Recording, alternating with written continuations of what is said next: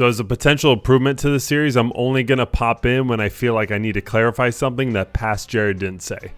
Enjoy. Let's back this up a bit. This is actually a decent this is a pretty good, like, what do you do type scenario right here. I agree attacking is obvious. What's not obvious is this next turn here. So you pretty much assume hammer time. See, Saga, Springleaf Drum, Giver Runes is there sometimes, but do you want to save your heat for, Pure Steel Paladins, or are you comfortable just heating this Giver of Ruins? That's what I'm referring to. You could just play Renin 6 here, play Renin 6 naked, pull back. You could play Dragon's Rage Chandler and still heat this. You're going to have to dig through this Giver at some point, so yeah, you can heat the Giver, but you're also not in a rush to heat the Giver. Digging with Chandler seems pretty good when you got a hand pretty flooded, so Chandler, Verdant Catacombs, Stompy Grounds kind of hurts, but you're at 20 health. Okay, well, we have some options now. Do we want to rain? Right. Do we want to DRC? Heat Surveil? Bobble? I don't want to bobble.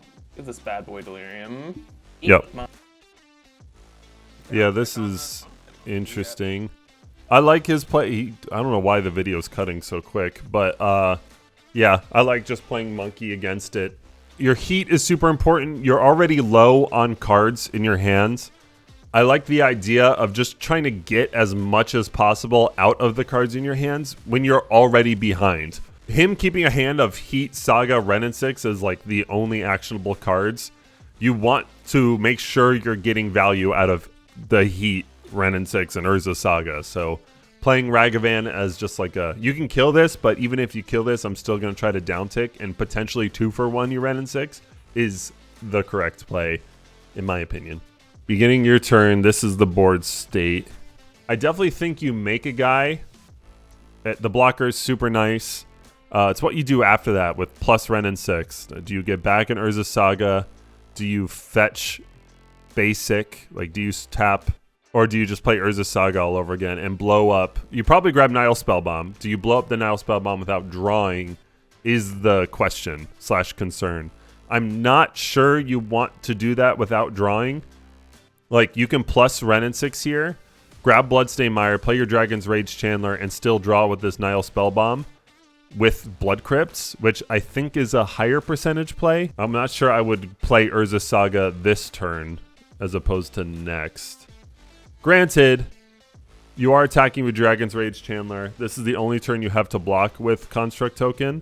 You do get 2 draws with Nile Spellbomb. I don't know, that's pretty tight, I'd say. You could blow it up naked. You definitely want to blow up Nile Spellbomb regardless. You don't want Kroxa. You want them to deal with it with what they have. That's the advantage with Nile Spellbomb is you can empty and draw. The advantage of that is that you draw an extra card and you both are getting close to Hellbent. The advantage of this is that you can create blockers with the Construct tokens because your Dragon's Rage Chandler is going to keep attacking. In retrospect, I think playing the Urza Saga here is the correct move. Even though you don't get the draw with Nile Spellbomb, you are at such low health and you're going to be attacking with Dragon's Rage Chandler, which only boosts their Death Shadow. So you need something to hold back just to block the Death Shadow as you poke away at a win here. This is where it gets a little tricky. You have land, instant, sorcery, creature. How many lands he has? 4. All right, so Kroxa is also in play. Death Shadow at the moment is a 5/5. He is a 6/6 Kroxa coming out, but not also a Death Shadow.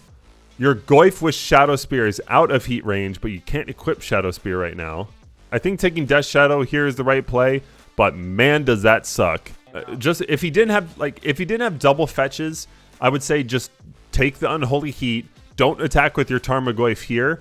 And then, play with what you see. The problem with Death Shadow here is that he's at 11. He can easily put himself to -6 health here. So Death Shadow gets out of range even with Shadow Spear equipped. So I agree with Death Shadow, but it sucks. It's not the hand you would like to see. Your Construct tokens at best become 3/3s. He's got 4 cards left and he's a combo-based deck. I would hand hate here just to keep stripping him of options because you have 8 damage on the board. Like this 1/1 construct that becomes a 3/3 if you tap for it is nice, but the only way he gets back in the game is a certain set of spells, and if you can strip that set of spells, I think you win the game.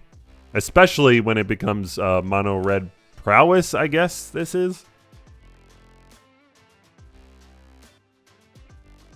Liliana is always nice to cast when your Saga's on 1. But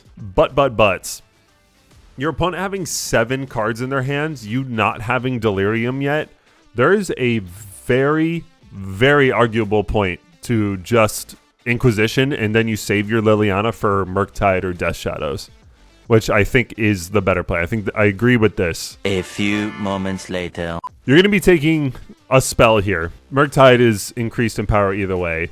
My initial intuition is saying counterspell. Make sure he can't counterspell your answers to the Murktides, but Expressive Iteration is +2, so it definitely gets a little tricky.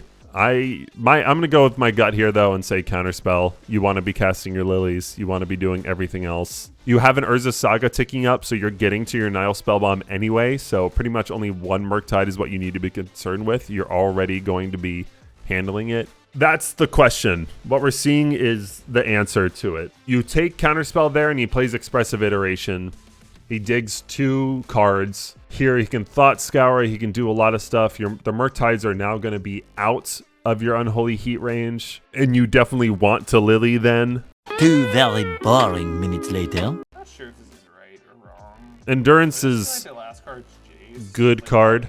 It's solid logic. He's at 1 card. You're freakishly ahead. Endurance would put you, in my opinion, even further ahead. Just being able to tech his graveyard out while he only has 1 card and no way of refueling that, I think is strong and potentially stronger than this.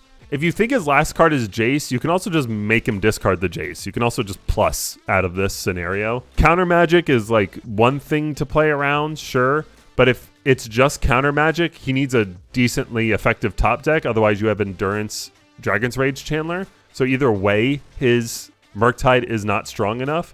Regardless, Endurance and Liliana, to me, are the far stronger play around cards here than Dragon's Rage Chandler on a passive board. Again, if you're convinced it's Jace, you have Liliana plus. If you're convinced it's Murktide, you have Endurance, you have ways of shrinking it, you have Unholy Heat. There are plenty of cards to play around. And if it's just counter magic, then you lose a Liliana, which normally in this matchup is significant, but when he's hellbent, it's not that significant, especially when you have ways of clearing the graveyard. I would just Liliana plus. I mean, Murktide, Jace are all cards he would hold up.